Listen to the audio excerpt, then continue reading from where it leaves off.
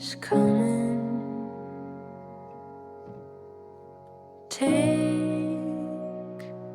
me down. Hand me over. I know my time has come.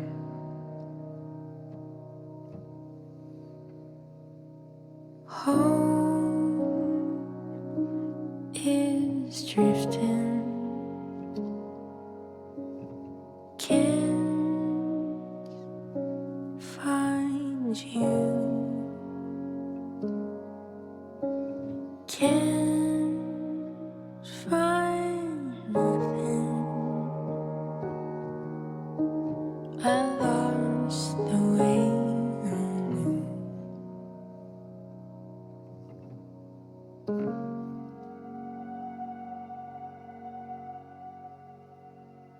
Now I see the light and I feel it warm and bright.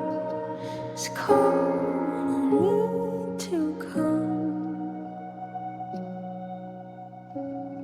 Now I see the light and I feel it warm and bright. It's calling me, don't fight. Come into the light.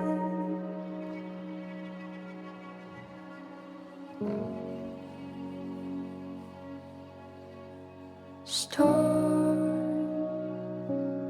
is coming. Melt me down.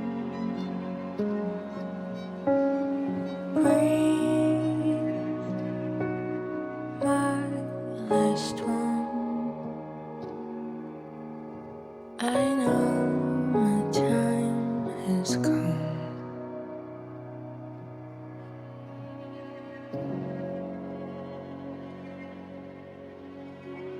Now I see the light and I feel it warm and bright. It's calling me to come.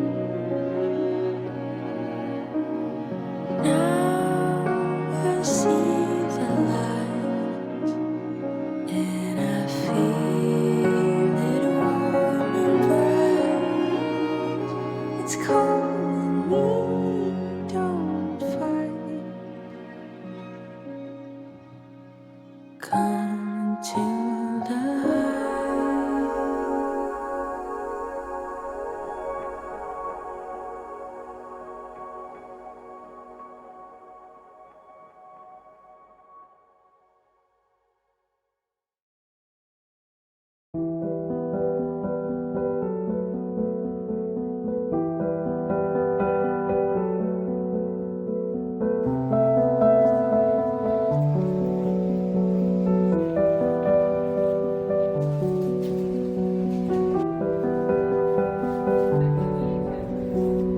Please select flight mode now and hold your device securely.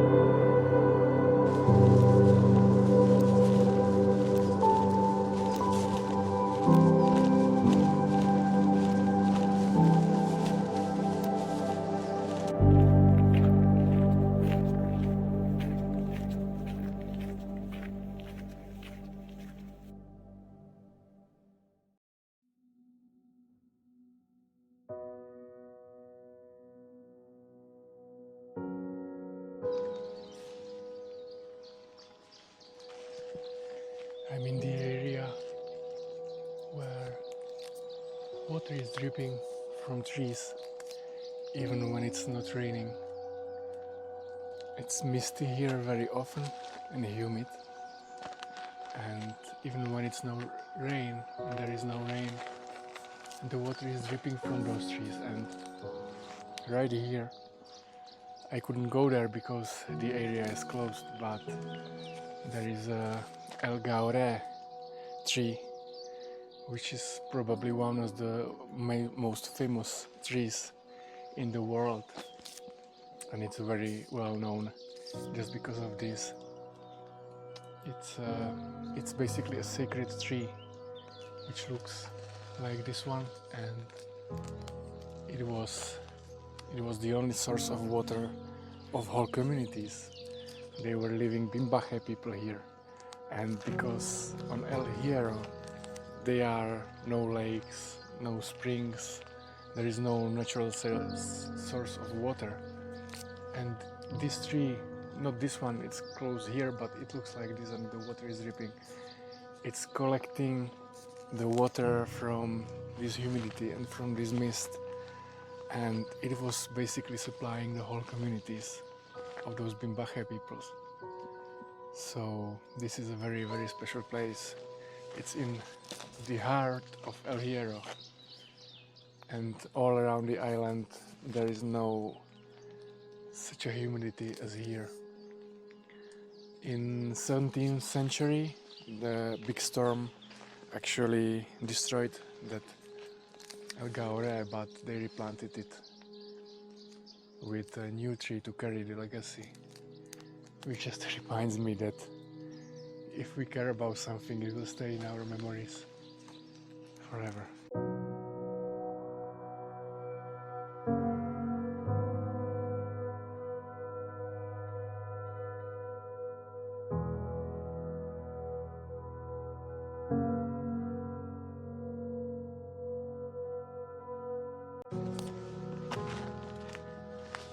You could hear the water dripping, and there is no rain. It's a very nice story here.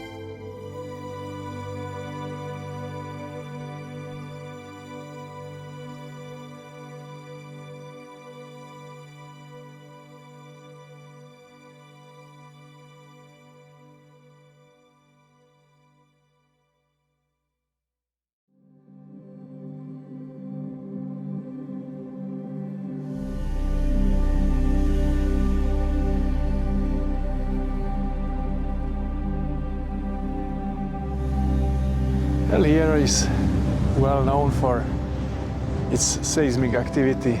It's still happening even these days in small scale. Like, I think it was like 2014, there was a bigger one down there by the coast in the ocean. There were those hot bubbles coming out because there was an earthquake. But these are just minor. But like earlier, 100,000 years ago, there was much more destruction here. Like all these valley, it was created by one huge earth slide. All the ground, everything here, it slided down and it created the El Golfo valley.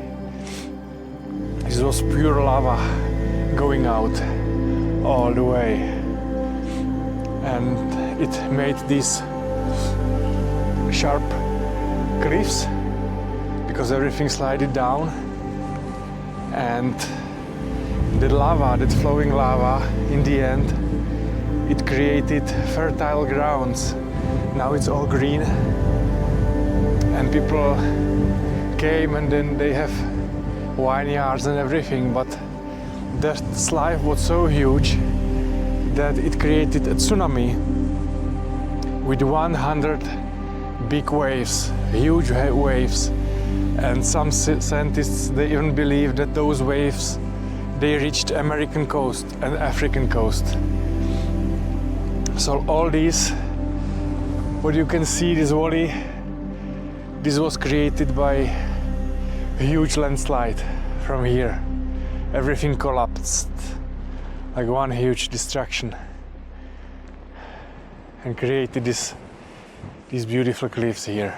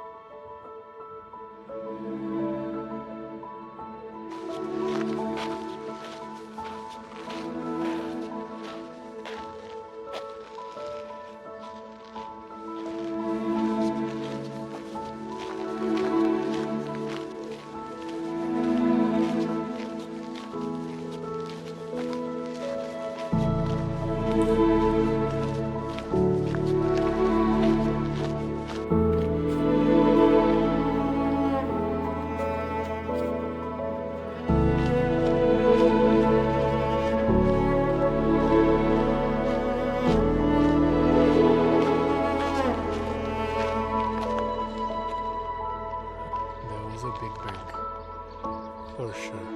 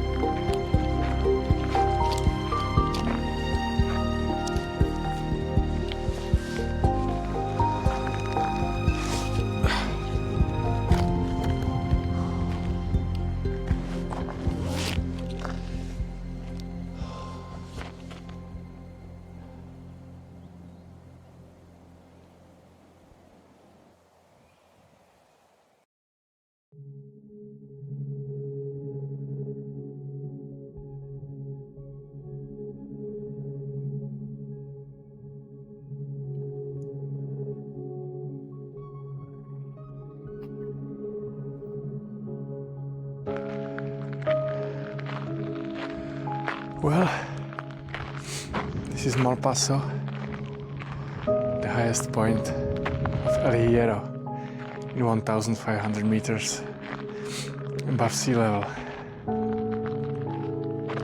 If you are lucky and it's sunny, you could see the whole island below you. The forests, the meadows, the coast, the cliffs, everything. And sometimes you could even see that ocean of clouds below you, like the milk ocean, and the sun up here, if you are lucky. Not today, but I still feel very lucky here in this beautiful place. And with my doggo.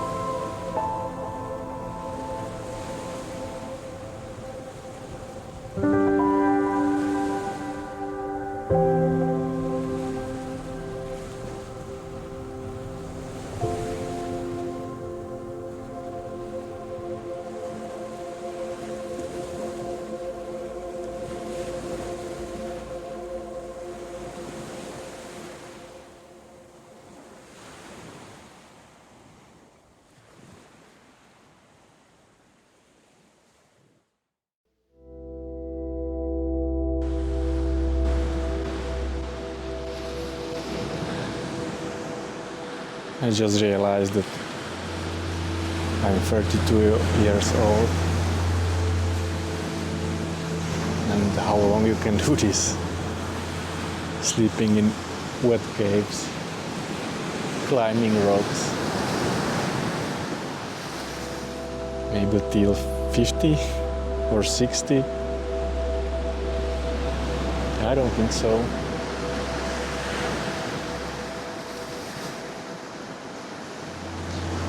If I would go, or I'm going, on a hike 5 times a year, and I would be going till 50s, that's just 40 more hikes. Just 40. And if I would be going once per year, it's 8 more hikes. And we always wait for something, for money, for more time, for children to grow up, for a partner who would go with us. We spend more time by planning things than doing them. And then you are 50 or 60 and you can't do this anymore. And it's gone.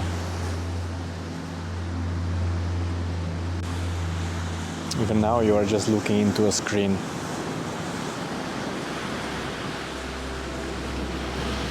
No. Instead of living life until you have time. So don't wait. Put your shoes on and go out there. How many hikes you can make until it's too late.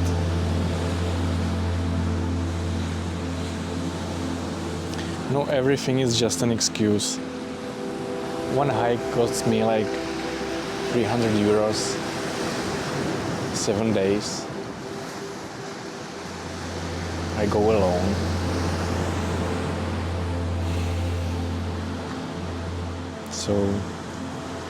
So you really don't need more time, more money, a partner. Because if you will think about it that way, you will never start, you will never go. And then you are 50 and 60 and you can't even go. And you will be never ever be able to go. And yeah, it's tough for the first time. But then when it's a hobby, it's just easy and you just go and you want to go again and again. Nothing can stop you except for age. And age will stop you at one time. My dog died a few days ago and he was 20. And I knew for the last couple of years that he doesn't have much time, that he can be here for maybe a few years or a few months or maybe even a few days. And just 2 years ago, he was able to walk 15 kilometers. He was going on hikes with me, not overnight, but on regular daily hikes. And he was walking 15 kilometers and he made it and he was 18. But then it was 5. And this year he couldn't walk even more than 2 kilometers. And then 1 kilometer. And this is exactly what happens to us. 3 years ago, on Corfu, I was walking one day 42 kilometers. I made 42 kilometers per day with a backpack. And I can't do it anymore. It's 3 years later. And I walk 20 per day and I'm tired. Yesterday I was descending 1500 meters of elevation gain from the mountain to the beach. And my knees, they hurt even now, you know, after a whole day. So how long you can do this, you know? In a few years, I won't be able to jump over rocks and climb those 1000 meters or even more per day, walk 20 kilometers per day. It will be maybe 10, maybe 5. I won't be definitely sleeping in the cave under the stars when it's cold and windy. So there's not that much time as we think we have. We have way less than that.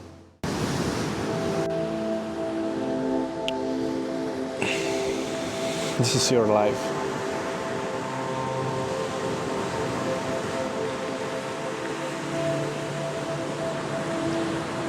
And you even don't know, and this is all what you have. Last few months, maybe few years.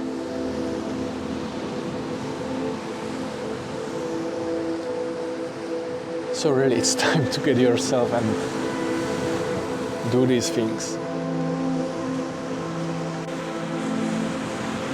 And you know,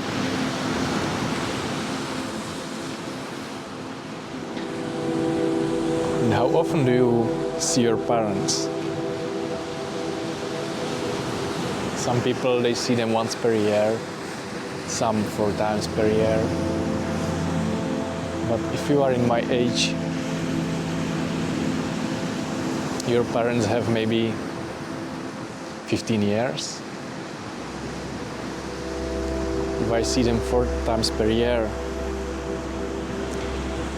it means that I would see them only 60 more times, just 60, and never ever again.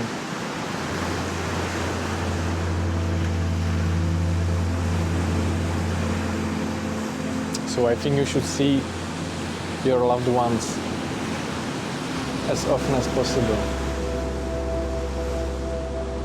Because you think that you have plenty of time, but you don't. You know, but the thing is that not only good things pass, but also bad things. Like 1 hour ago, or maybe 2 hours ago, there was a very heavy rain here. It was raining very heavily, and the sky was covered by dark clouds. Everything was black. And I was just lying there under a rock, waiting for it to pass. And look.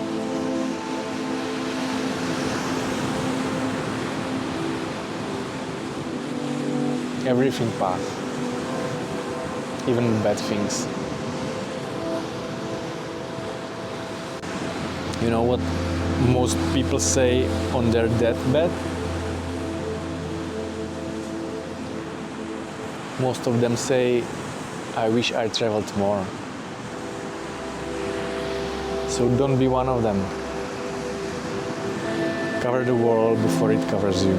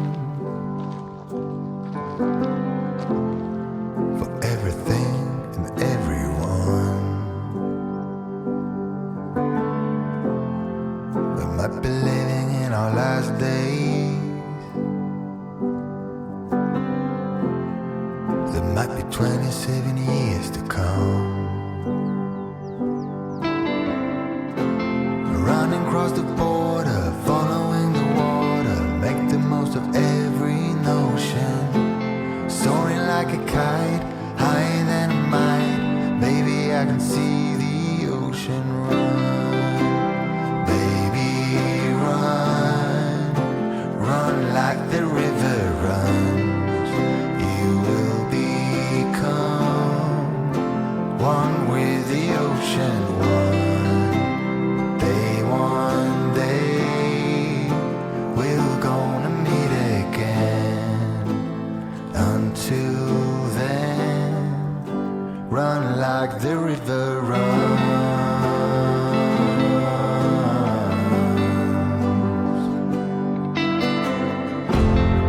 I might already spend my last dime. I might become a billionaire. This life is happening in real time. But I will follow you anywhere. Running across the border, following the water, make the most of every notion. Soaring like a kite, higher than a mite. Baby, I can see the ocean. Baby, run, run like the river runs. You will become one with the ocean. One day we're gonna meet again. Until then, run like the river runs. Run like the river runs. Run like the river runs. Run like the river runs.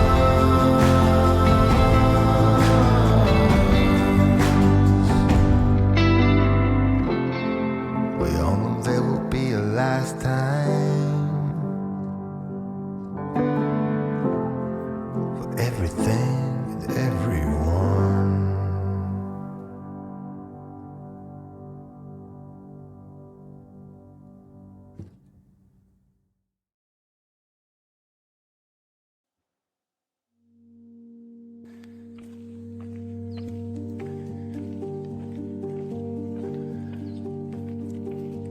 You say you don't know where you go,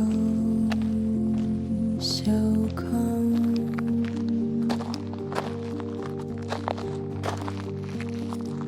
The wind in your hair, birds keep flying away, away, away.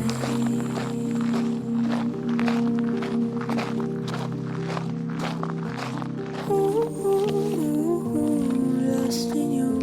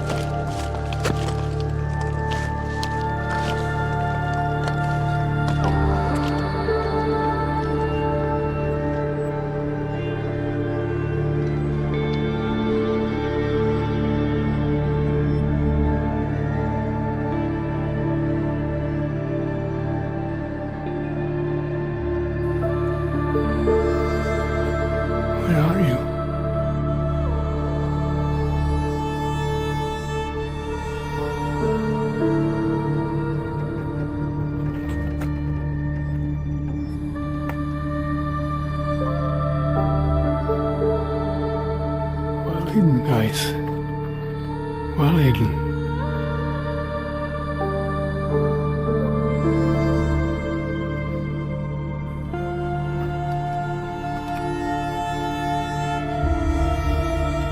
Well hidden.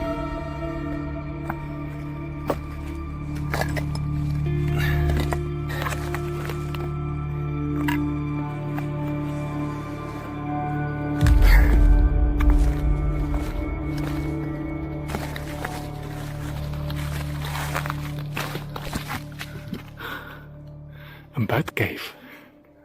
Awesome.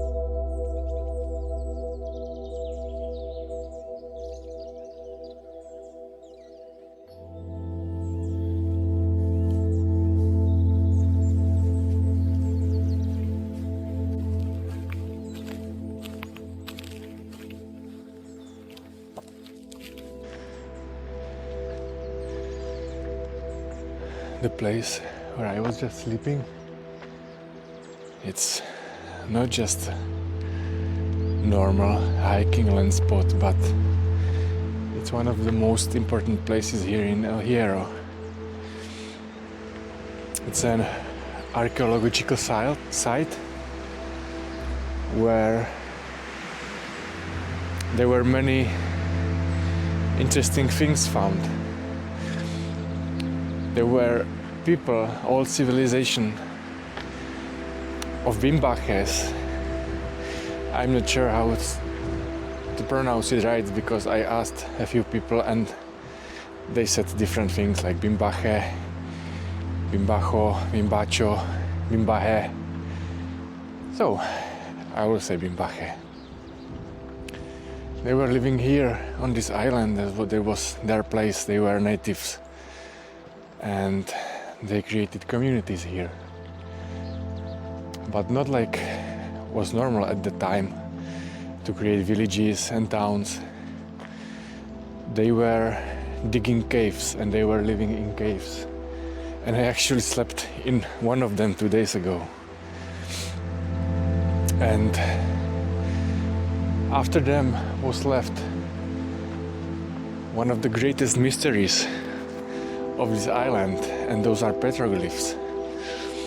Those are drawing in stones which are present especially here around this site where I was just sleeping. And nobody deciphered them yet.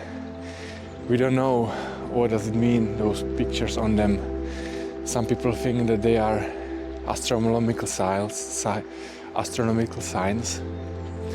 Some people think that those are just maps. Some people think that that's the rest of their language.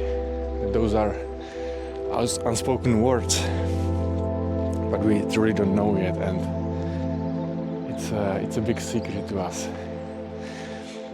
And those Bimbaches, they even developed their own language, which is very interesting because they weren't speaking by words. Because in these places here, those are vast distances and words wouldn't carry that much, that far. So they were whistling. That was a whistling language, which was much easier to use for the long distances, and also enemies couldn't hear them or decipher them. Anyways, in the 15th century, Spanish arrived to conquer this island among the other Canary Islands. And those Bimbaches, they were fighting for their place, but not that successful. They tried to negotiate peace with Spanish, but they betrayed them, captured many of them and enslaved many of them. So the whole Bimbache civilization was nearly wiped out. But they are still present in those petroglyphs, and some people believe that when it's heavy wind, you can hear their whistle. And in many local songs. So they are wiped out, but not wiped out, still here. Very interesting place.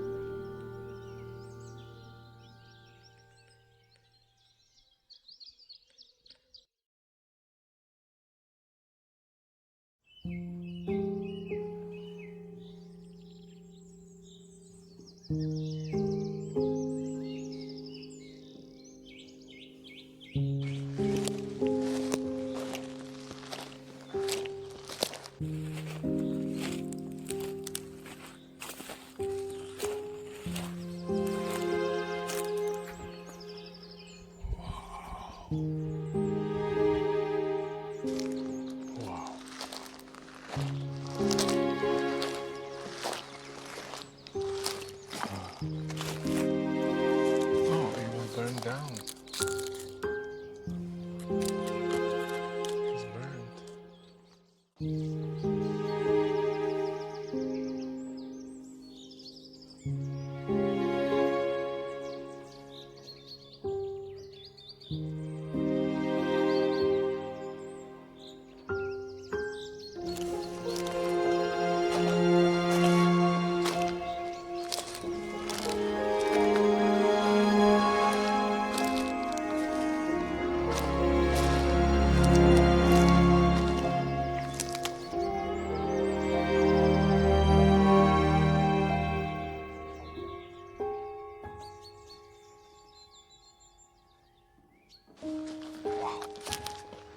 Beautiful.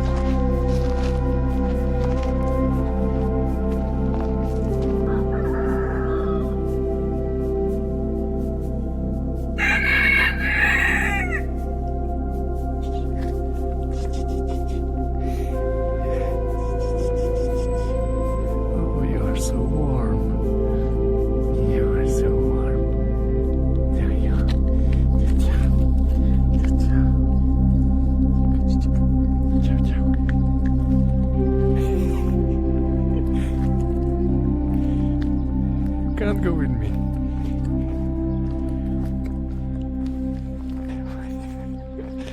And I have a travel buddy.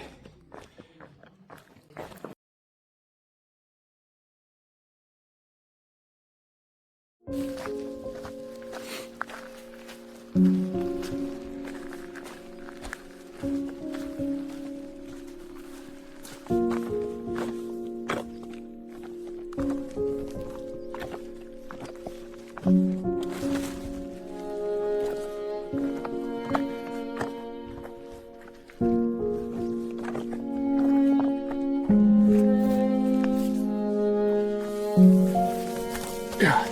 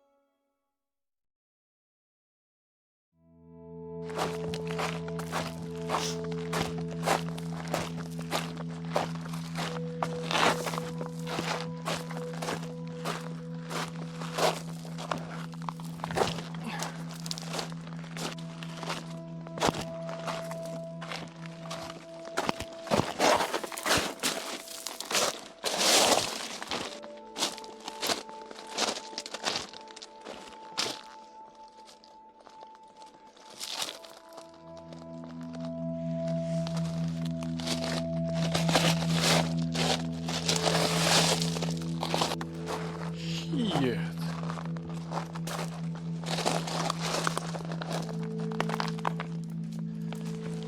Yeah.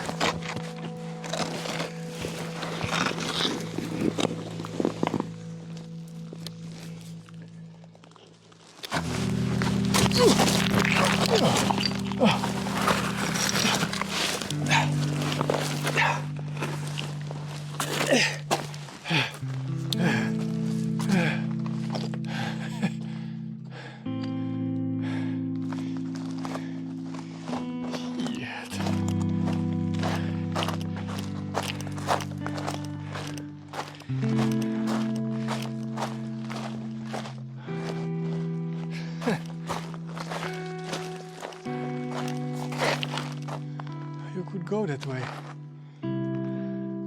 Up there. That's impossible.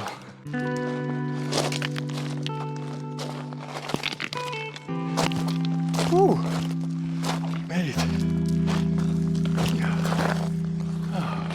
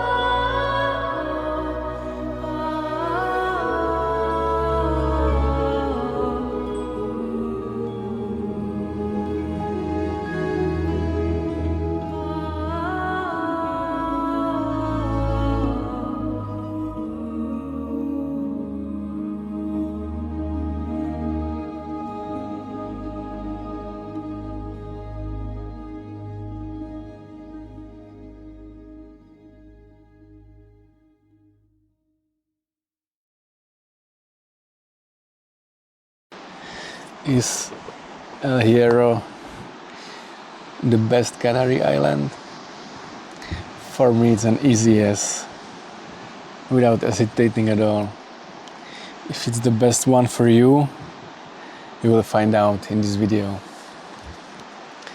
But first things first, El Hierro is the smallest Canary island, and for a very long time people were considering it the end of the known world, because after El Hierro there are just thousands of kilometers of empty ocean, and it's actually the most western point of Spain.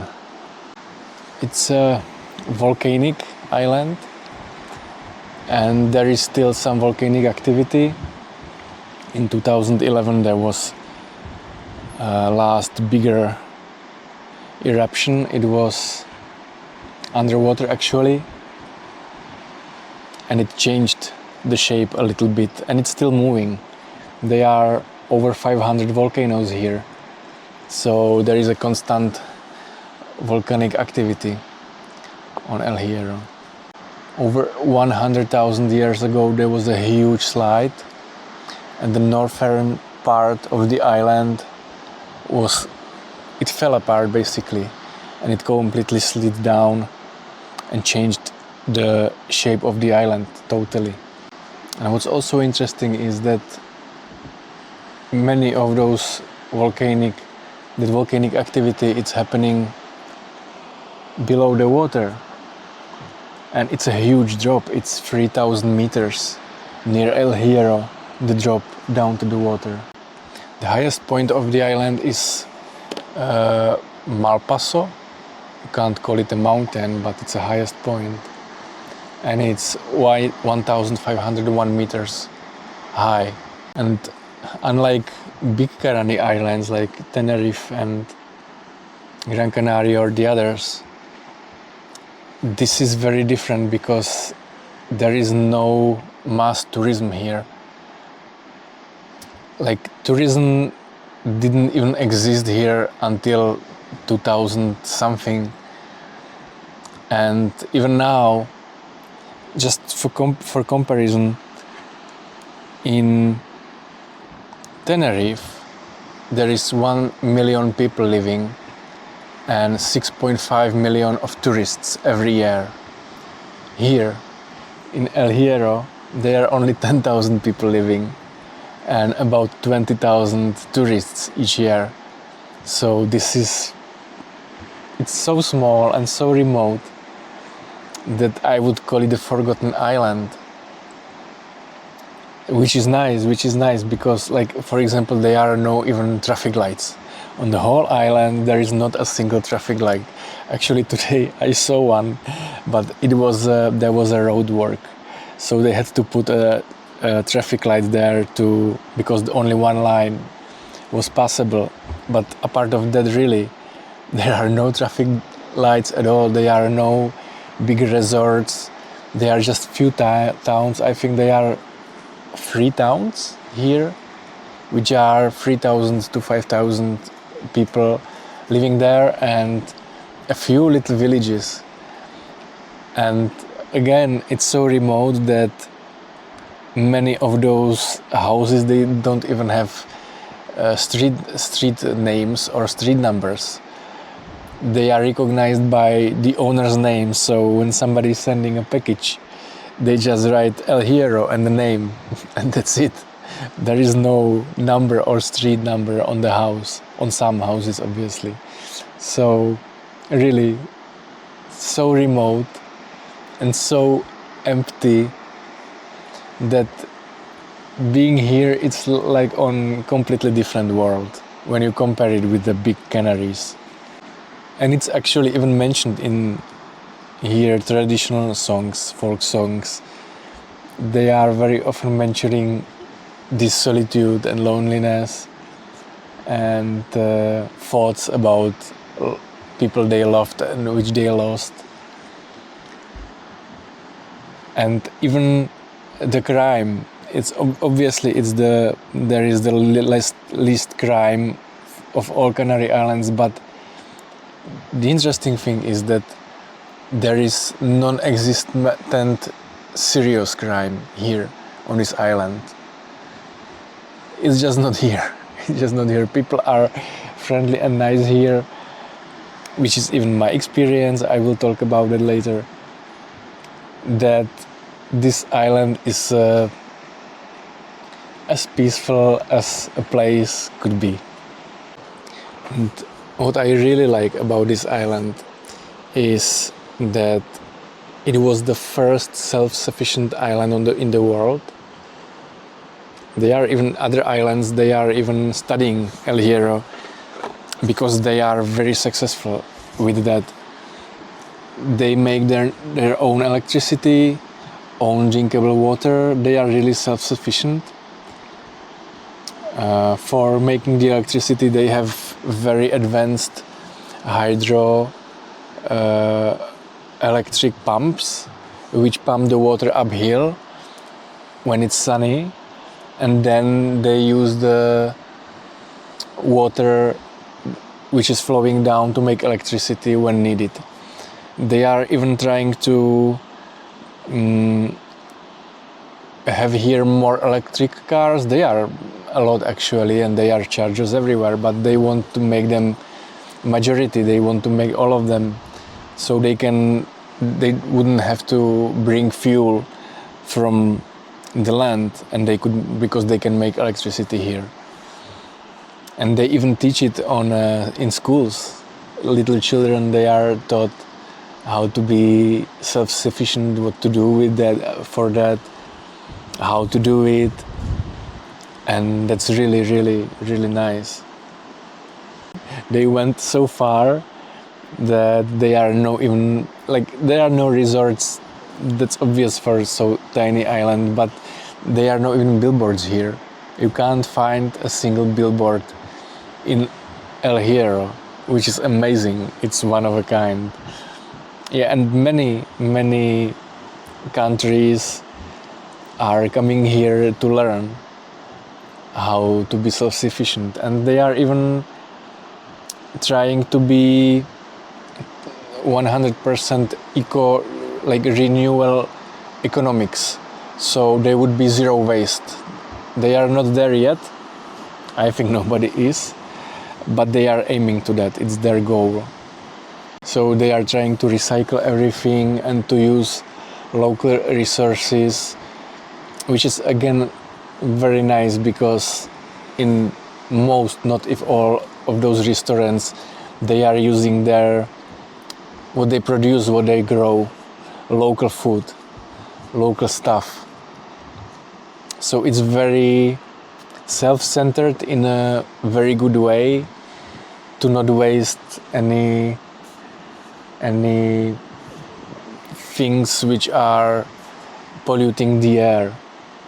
And for that reason also, the air here is one of the cleanest, and it's perfect for stargazing.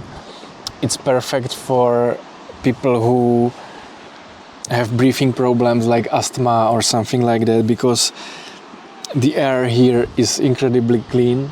There is no human-made pollution or anything like that, and it's also quite far from the other Canaries and from Africa. It's the farthest one actually. So there are no factories, no fast foods, nothing like that. So there is literally nothing what can make pollution, except of those few cars which usually tourists are bringing, and they are a few of the residents here. But it's definitely one of the cleanest places of Europe, if not the cleanest. And the clean air, among with relaxed lifestyle, it creates one of the highest life expectancies in Europe here. People are living here longer than in other parts of Europe. So it all makes sense, and that relaxed style, if you come here, you see it. You see it and you feel it, how people behave in a slower way. It's small, so you can get everywhere with the car in few minutes basically. Even you can walk. I walked all around the island in literally 6 days or 7 days. So it makes the life here very relaxed, to the extent that it seems a little bit that nobody cares, you know. Like, for example, I was waiting in one restaurant for lunch, and they were supposed to be open from 9, and I was sitting there and it was 9 and 10 and 11, and then the owner or someone from staff came, and I asked like if they are opening, and he said like he was just cleaning the tables outside, and said sure we are. And I said like, when, how long I should wait, should I even wait? And he said, yeah, we will open soon in 12. 1 more hour. And they had enough time. I'm not complaining. It was nice.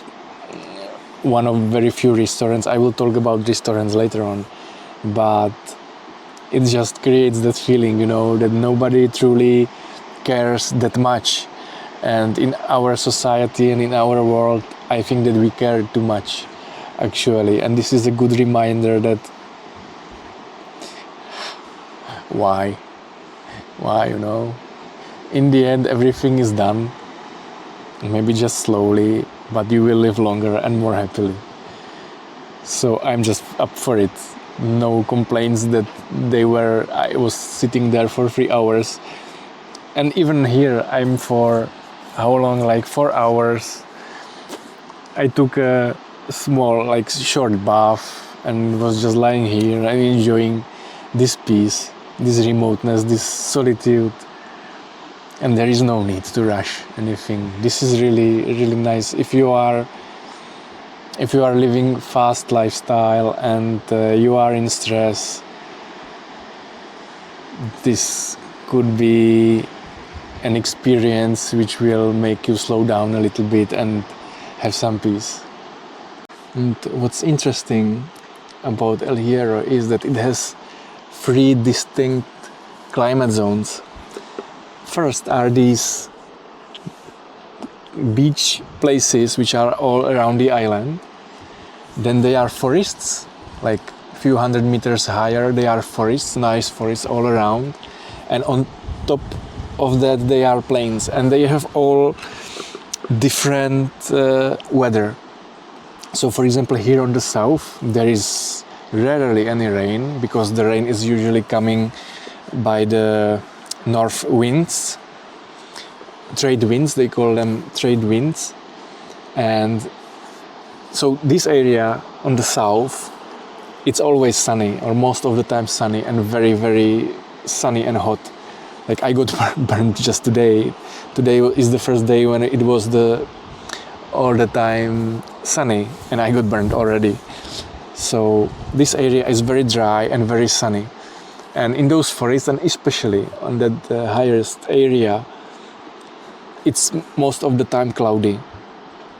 So they are clouds most of the time, rain, they even call it horizontal rain. It's not raining, but there is like light drizzle, like constant light drizzle, like small drops, and you feel them on your skin, but it's not rain. And it's all in that top part. And when you are up there and you are on some very nice viewpoint, you have to be very lucky to see everything around, because usually that part is mostly cloudy and in the fog. And on the north part, the clouds are coming from there, so sometimes it's raining there, but not that often as on the top. What I really liked is that it's all very, very different. For example, on the top, it reminds me Madeira, when it's foggy and you smell the air like Madeira air, like very humid and raining often and like sort of gray but green. But for example, on the northwest part, there is a huge lava field, like several kilometers of just pure lava, and there is nothing in it. There are no plants, no animals. When you poop there, even flies don't come. So it's basically dead there. And here on the other side, this is like Lanzarote. Also a lot of lava, but also some coastal areas which looks like Lanzarote and mostly dry. The most part of the island which I liked was west part. It's a least touristic place. There are no villages there. It's hard for restocking because there are no shops, no civilization. There is no signal. I was like for 2 days completely without signal and 3 days without possibility to refill water.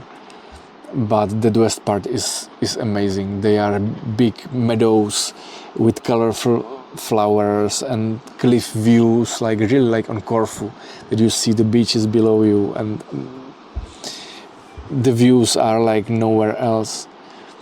So this island is like a combination of Madeira, Corfu and Lanzarote. You just mix it and throw, and it's El Hierro. El Hierro is also well known for the diving spots. There are over 40 diving places here, very rich to rare animals. There are manta rays here, sharks, dolphins around, and sea fauna is very rich here. Some of the coasts are highly protected areas, so you can't even swim there.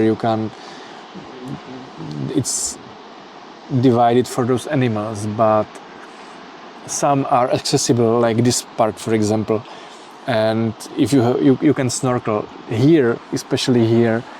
All these coastal places, they are full of very nice red crabs, these big red crabs.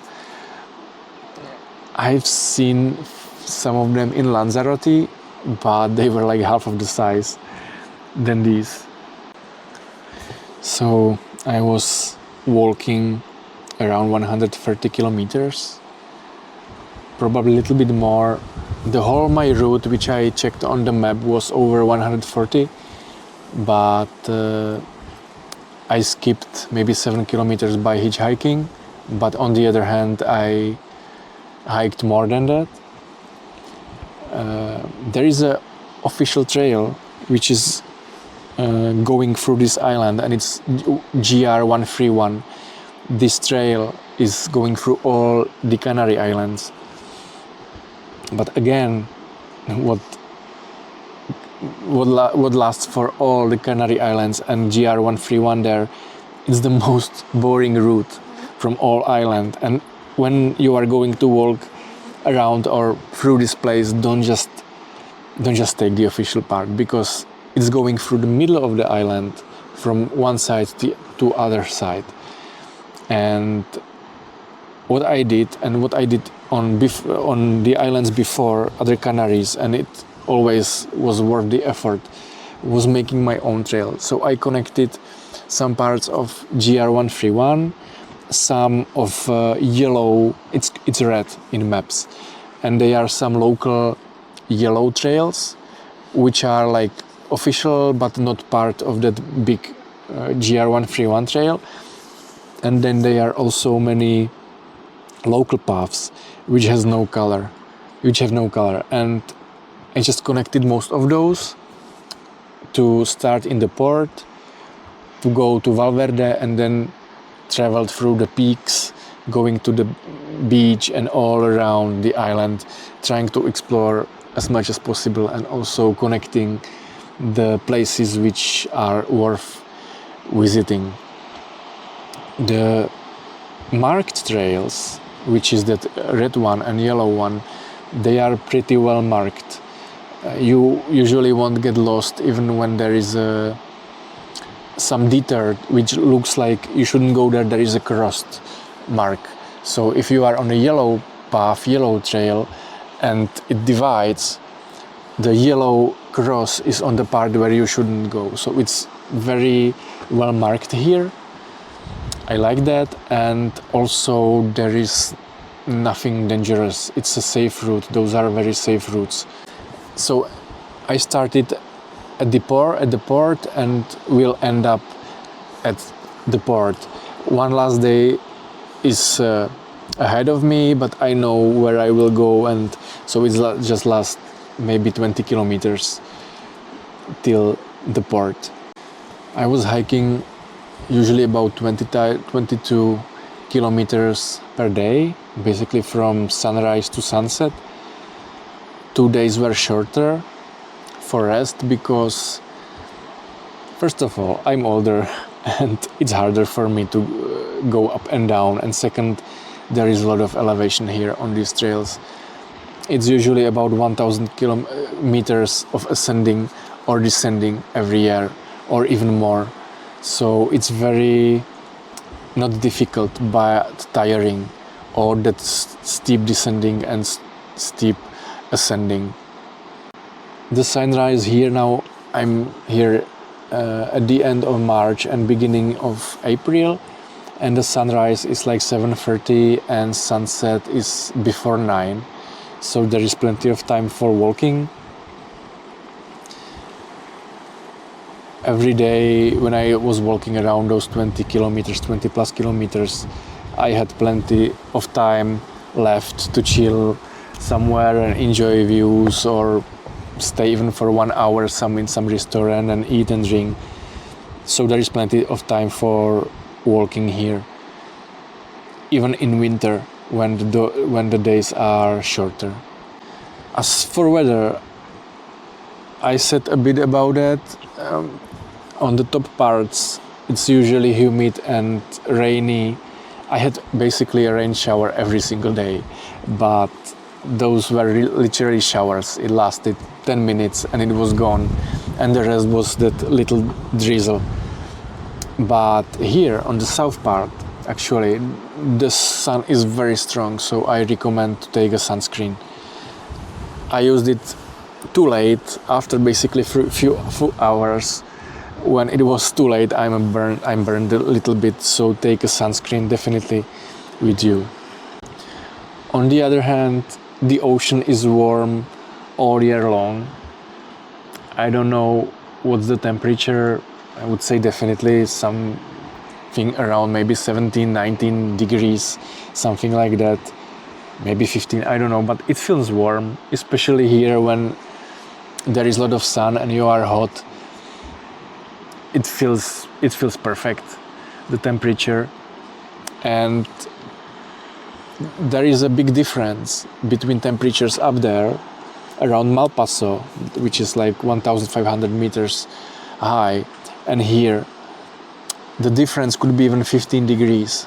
So during the day it's not such a problem, but during the night there it could be 5 degrees only, and here could be 15 degrees or even more. So I would recommend to take a good sleeping bag, especially for those higher areas where it's not just low temperature, but it's also a lot of wind. It's extremely windy up there, and for some reason it's most windy during the night. So not only it feels colder because the wind is going all around you, and even when you have bath, still you feel that cold wind, but also it's very loud, the wind, so it's hard to sleep in it. I met 3 hikers, 1 couple and 1 German guy, single hiker, and that's it. They are tourists in touristic places, so when you are somewhere where they are, which is a famous spot, you meet some people, but usually it's like 1, 2, 5, maybe 10 people, never crowds like in other Canary Islands. So this is very good place for solitude and peace without crowds. But because of that there are not so many people, it's more difficult with restocking. for example, the west part, there is no way no place to restock for 3 days of walking if you would go by my path. It was 3 days without water, 3 days without mobile signal, 3 days without any shop. They are, I think, 3 big towns here, not big, but just towns with some shops and restaurants, and many small villages which has no shop, no nothing, not even addresses. Disadvantage of that is that you have to plan really carefully when you are going to walk, and also to have a backup option, because what happened to me that I was counting on one town for restocking and it was closed, the shop was closed, and I was very lucky that a few kilometers later there was a last restaurant and they gave me tap water. The water on toilets, it's not drinkable, but they gave me water from kitchen, like 4 liters of water from the kitchen, so I was okay for next 3 days without water. But without those, I don't know what I would do. Backtracking like 1 day back to some shop or back someone in the car to give me some water, I don't know, but always have a backup option here. Some shops are closed, some shops are non-existent. There are very few restaurants here, and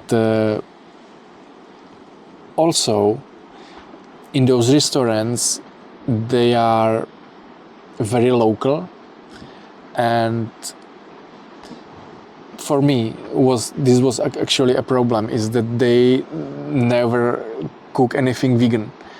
In one restaurant they just told me no, literally go and yourself, because we don't have anything vegan and we want to make anything vegan for you. I asked them for potatoes and some salad and they just said no and yourself. So I went away, but in others I was more lucky. They never had any vegan option, but they prepared something for me. I can recommend actually 3 very good restaurants here. One is Pozo de la Salud, which is under Sabinosa. They were very nice to me. They had absolutely amazing plate of local fruit with local pineapples, so sweet and so nice. There were some red melons, not red, those pink melons, and some vegetable in it. That was very good actually, and they made the potatoes with it. I could recommend those. And there is one in San Andres, Maison Herrera, if I pronounce it well. They were also very nice and they made me some meal. And the best experience I have here is El Almendro in El Pinar. They had also 0 vegan options, but they made me something off menu, plus they were willing to make me 3 big sandwiches full of vegetable and some spread inside. So it was today actually, and I have some great dinner and maybe a little bit for breakfast for today, and they were very, very nice. I was talking with the cook actually, not because I wanted to, but because nobody speaks English here, like literally nobody. None of local people here speak English, a single word. Even in restaurants, even in shops, like they know basic things like pay, card, thank you, that's probably everything. But you can't communicate anything in English. So what was a lifesaver for me was a translator. So I recorded myself in English and it told them in Spanish. They recorded something in Spanish and it told me in English, so we were like this communicating, and they were trying always to do something. But food and meals here are very good, very healthy, local, but it's hard to communicate and don't expect much if you have some special dietary option. They are just used to their own way how to cook, and it's nothing wrong with that. I'm not complaining about it. They are very proud of their kitchen, and they are not using even artificial fertilizers or pesticides or anything like that. So the food here is very good and very healthy. So no complaints about that. Just don't expect much of a choice similar to Tenerife or other Canary Islands, bigger Canary Islands, and don't expect them to communicate with you in English. With accommodation, they are, just like I said, they are no big resorts, no hotels, anything like that. Usually those are just private places which you can book from private owners. Here wild camping is forbidden. Like in all Canary Islands, there is one camping area here in the middle of the island in forest. It's close to El Pinar, but you can't just show up there. You have to book the place for yourself, and through the internet it doesn't work. And you've seen reviews in Google Maps that people are complaining that it just doesn't work. So you have to do it personally in Valverde, which is several kilometers, and it's on the other side of the island basically. So I didn't want to risk it. So I was just going from shelter to shelter, places like this. Basically this is where I was sleeping. I didn't take a tent with me because in coastal areas you see that there is no way how you can set up a tent in these places, and those like this, it's all around the island in those coastal areas. Up there, like 1,000 meters higher, in those forests, there are many nice spots for a tent, and there is no problem to camp there. But here, lower, I don't think so. I can't imagine how to set up a tent here. And sleeping under the stars like I did in every single other Canary Island, I wouldn't recommend it here because it's raining much more often, especially on the north side, and on the top it's raining basically every day. I had a rain every single day till now. Today is the first day, it's my 6th day, and it's the first day when I had no rain. But the reason for that is that I'm just on the south of the island and I can see the clouds there on the top, so sleeping under the stars is not possible because you would get wet. But there are not many, but if you plan it well, there are shelters where you can sleep, and where you are covered by some roof or something like this, or a cave. I slept one day in a cave.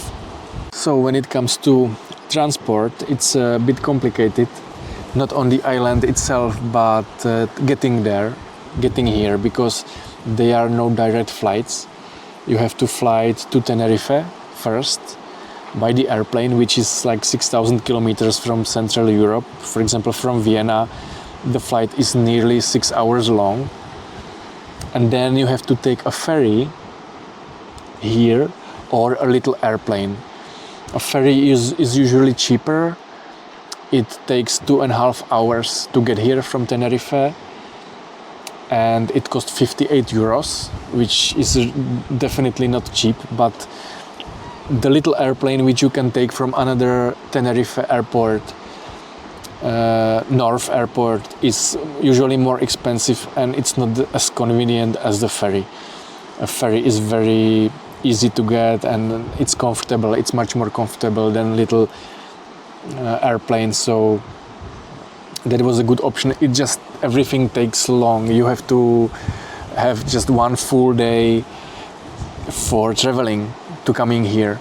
And here some places, or most of the places, are connected by buses. Those buses, they don't go very often. It's like every time in a few hours. But what worked for me was just hitchhiking. When there was a place where I wanted to go backtrack or go to resupply or something, I was just hitchhiking, and very soon somebody stopped and took me those, 3 kilometers. So that's an option. But the island itself is so small that you can literally walk it all around in those 7 days like I did. and you see most of those interesting places here. You can also have a car for like, I don't know, 20 euros per day. What some people do here, that they just rent a car here for a few days and you are just driving between those places, but the drive is usually like few minutes because everything is close to each other. You can also take your own car by the ferry. I think there is a capacity for 200 cars per every ferry ride. And when I was coming here, there was a big screen and there was written that there are like 70 cars on the boat, on the ferry. So people are taking their own cars too. But really, it's 130 kilometers for me to walk all around. So between those interesting places, it's like 10-15 kilometers most. With animals, it's different in different parts of El Hierro. On the top part, in the middle part actually, when those forests are, you hear birds chirping all the time. It's so beautiful there. It feels alive because there is constant birds chirping. There are many birds, and I saw some herons and even deers or goats or something like that. So in the middle area where the forests are, there are many animals. Here in those surrounding areas and coasts, it's mostly some lizards and bugs and not much else. But still more than in other Canary Islands, like on Fuerteventura, on Lanzarote, there are very, very few animals. If you meet even some, I don't remember. So, comparing El Hierro to other Canary Islands, this is much more remote, much more peaceful. It's very variable. For me, this is definitely the best Canary Island of all which I've visited. I've never revisited La Gomera and La Palma. Those I'm trying to visit the next year. But from those which I visited, this is definitely the best one.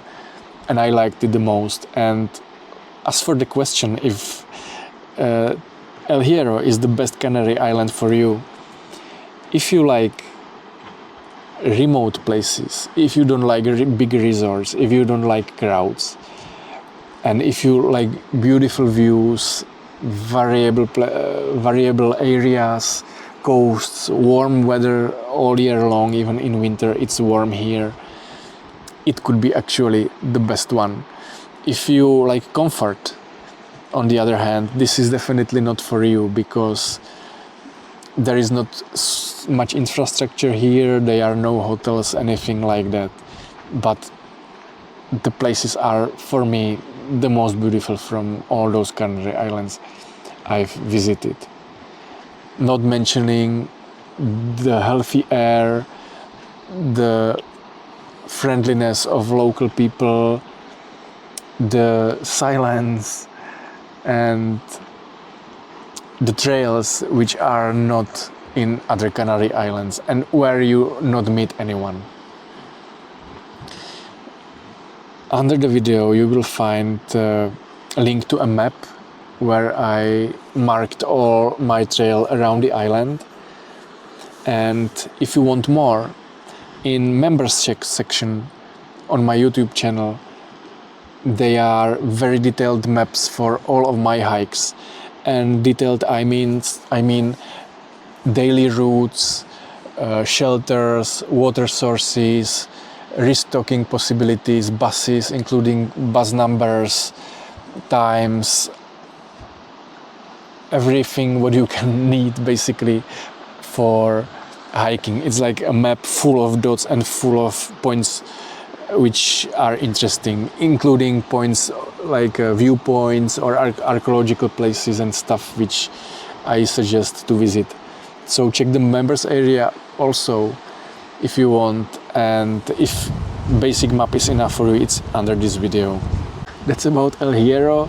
For me, this was definitely, I know that I'm saying it way too often, but for me this was definitely the best hike I've ever made. It exceeded even Minorca for me it exceeded Gavdos, and I was blown away by Gavdos because it was also very remote and they were beautiful beaches, sandy beaches. They are not, there is nothing like that here, but I was blown away by Gavdos.